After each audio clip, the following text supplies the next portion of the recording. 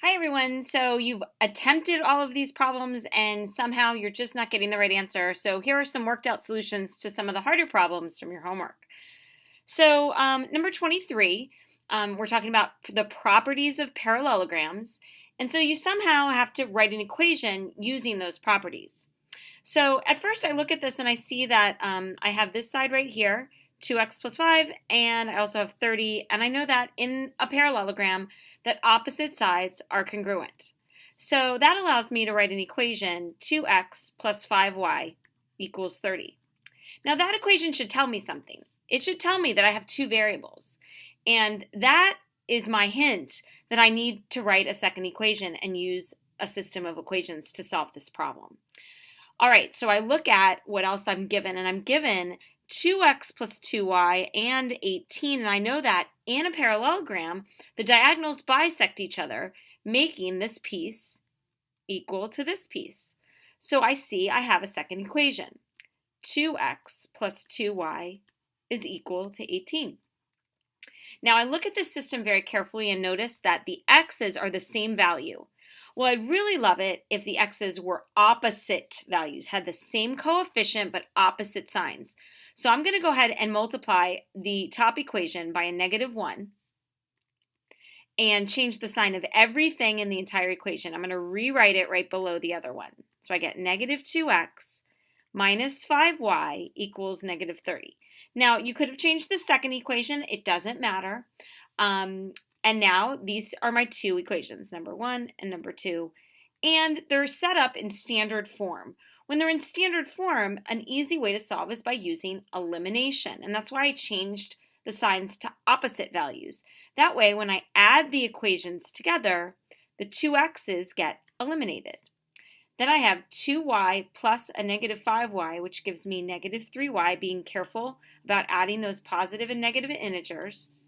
And then 18 minus 30 is going to give me, what is that, -12? All right, now I divide by -3, and I get y to be 4.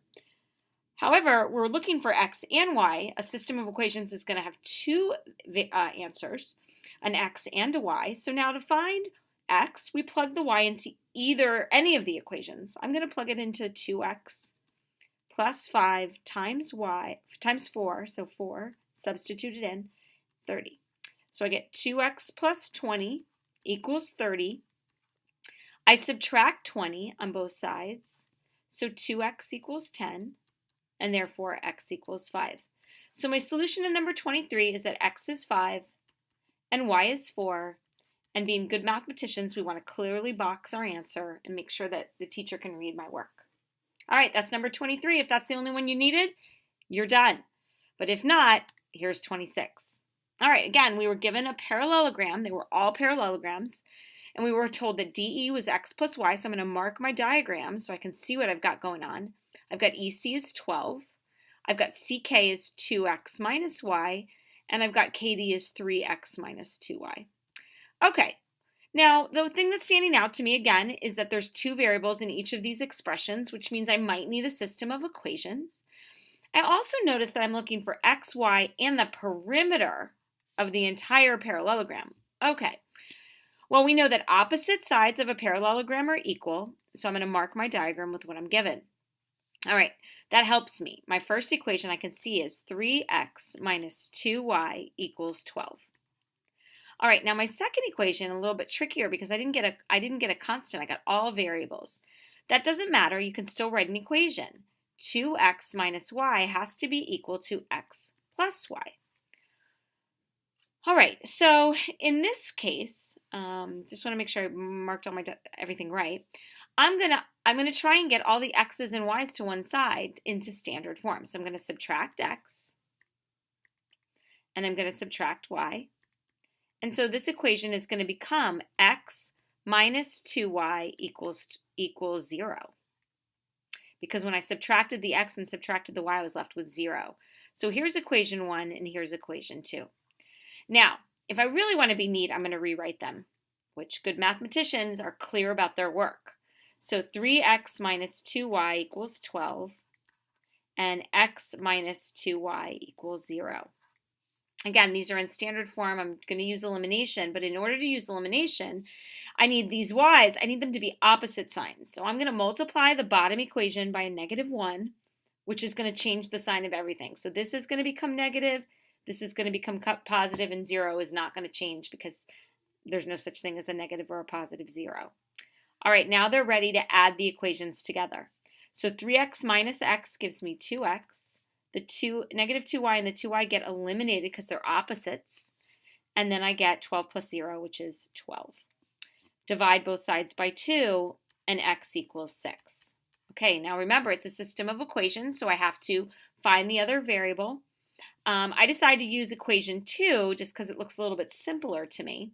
So I plug in my 6, so 6 minus 2y equals 0. I'm going to subtract 6. So -2y equals -6. Divide both sides by -2, and so y equals 3. All right, now my answers then are going to be x equals 6, y equals 3, and I'm going to box my answer so my teacher can see my work clearly. All right, so again, using those properties we learned of parallelograms. So if you're finished, if you got 27, you don't need to go on. But if you're still having trouble, let's look at number 27. All right, number 27, a little bit harder. I see angles this time. So I have to start thinking about those other properties of parallelograms. It tells me that the measure of angle 1, I'm going to put a little mark here like this, is 3x. The measure of angle 2, so right here, is 4x. Now they're not congruent, so I'm not going to mark them congruent yet.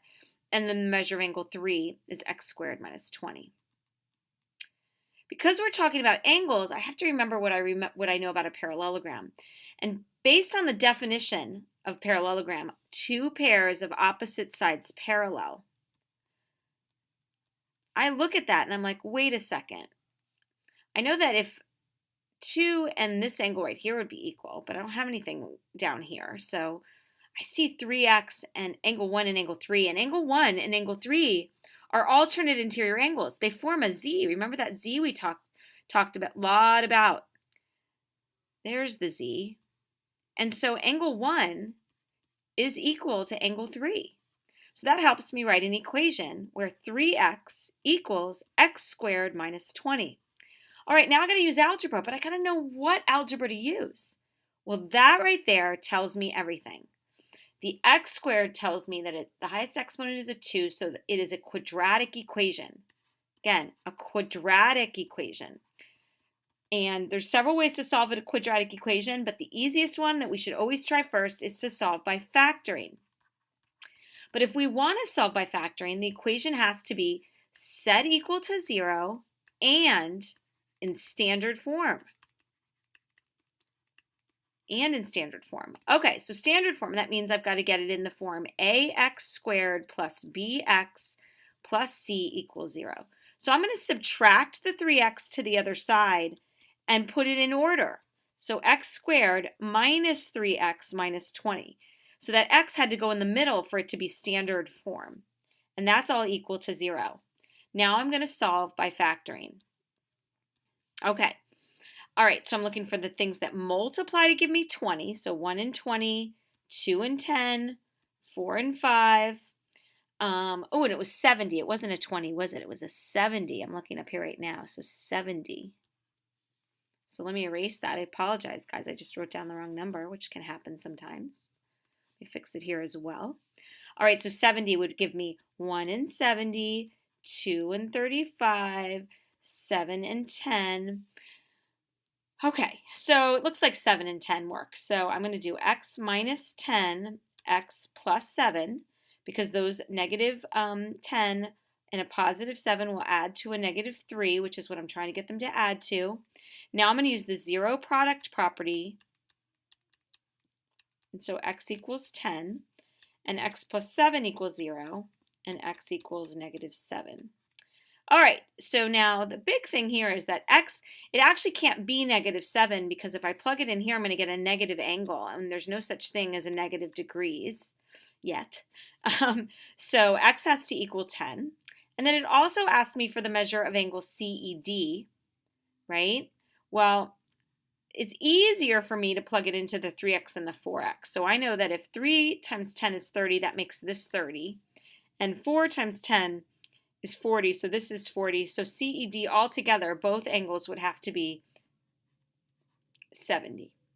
Okay, guys, there's your answers to numbers 23, 26, and 27. Have a great night.